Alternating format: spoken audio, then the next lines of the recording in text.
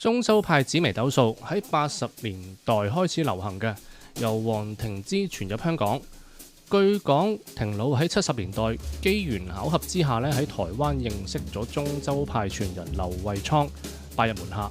後嚟翻嚟香港決定打破只收一弟子嘅傳統，招收40門徒，包括本人嘅師傅黃昴嘅。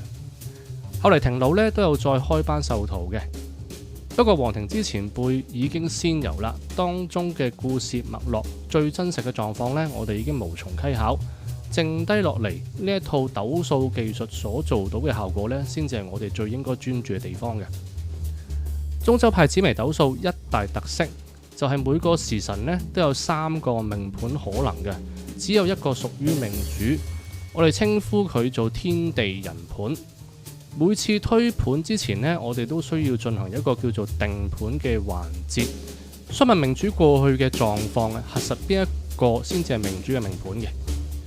中州派另一特色就係出生時要以洛陽時間為準，所有出生嘅時間都要換算洛陽時間嘅。